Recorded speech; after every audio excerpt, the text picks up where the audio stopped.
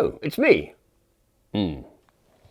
Yes, well, before photos came on phones, film came in canisters like this one.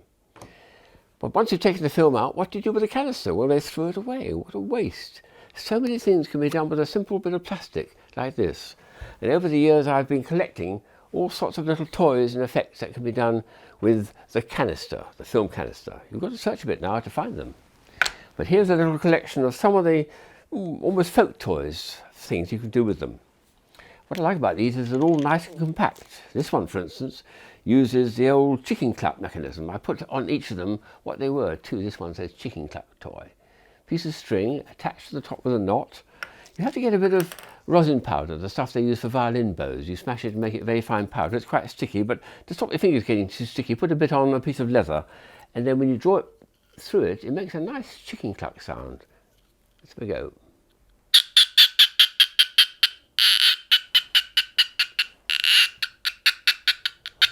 Oh, nice. Simple idea, and probably more effective with a drinking cup. A plastic cup works very well indeed, but it works well enough with the film canister. So that was the first one that I made, 30 years ago. About the same time, I came across a Japanese toy, which is a little cylinder of metal, and with little slots in it to make a lovely sound like a bird whistling. So I've made my own version with the canister.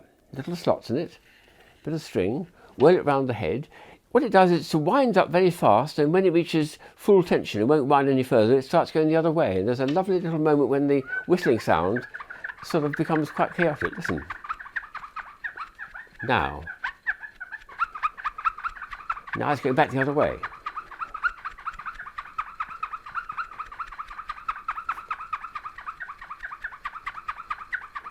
Woo! It's a lot of fun, but you have to watch your people's eyes when you're doing it. But anyway, that's the bird whistling sound. Another one which I didn't invent myself, but I'm very pleased that someone showed it to me, was the rattlesnake effect. This is a very simple but lovely idea.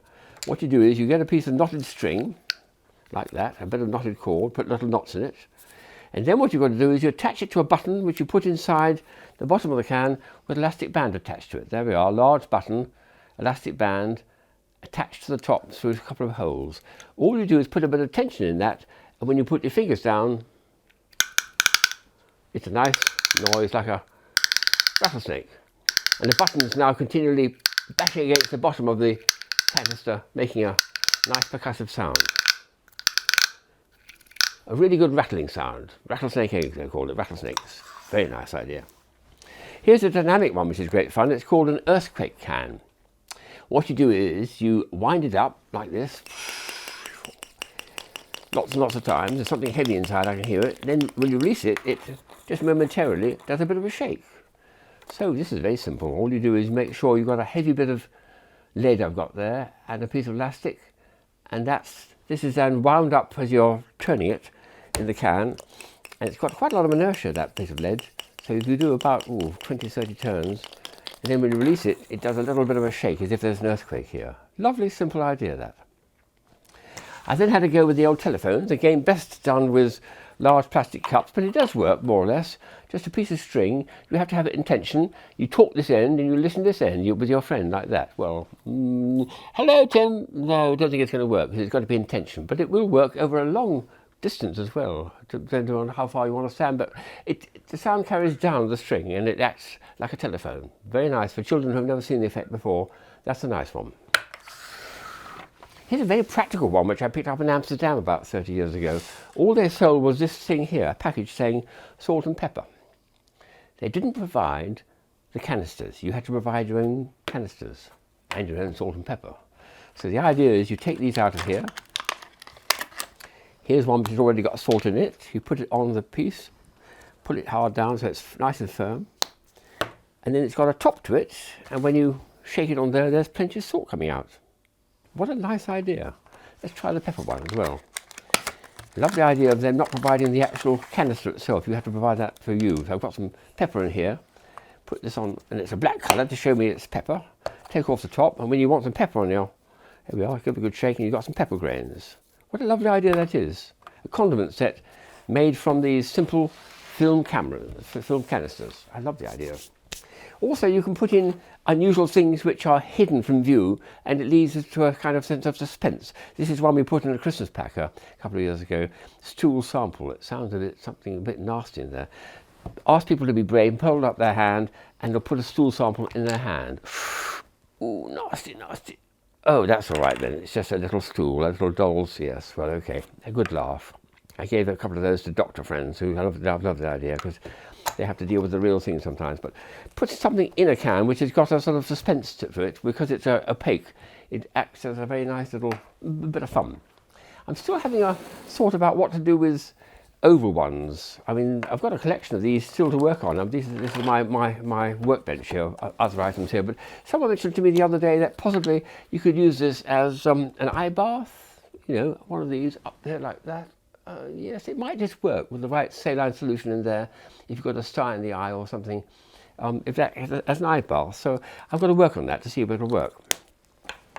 There's a nice optical effect which you can make, which is called a cylindrical top, by which you put on a canister, a film canister, a bright spot. This one is red one side, and it's got a little silver star the other side, and this is going to rotate like that, and also precess like that, when you give an action rather like tiddlywinks, an action like that. And it's doing those double rotations, which makes for some very unusual movements of the spot and the star. So a nice idea for, oh, that's a better one.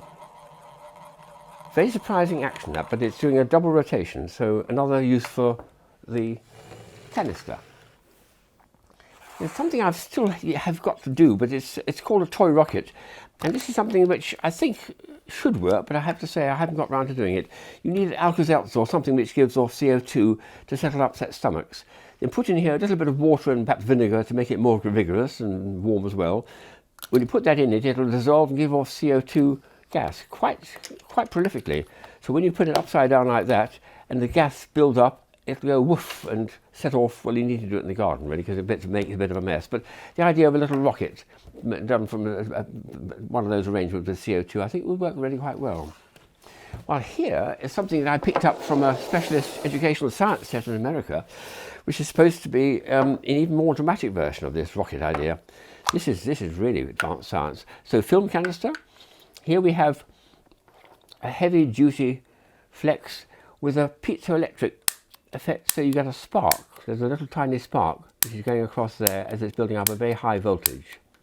So the idea is you put in, well, they do warn you not to use gasoline, it's too dangerous, but a little bit of, well, I'm using acetone, that's not so bad. It's used for, well, nail varnishes, but I use this for plasters, for taking off sticking plasters. Put a few little drops in, not too much, only 2 drops they say, then put the top on. Warm it up so the mixture inside is just what you need for what they call an explosive mixture. Stand back and then push the piezoelectric button and see. It should take off and go about 10 feet across the room, they say. Wow!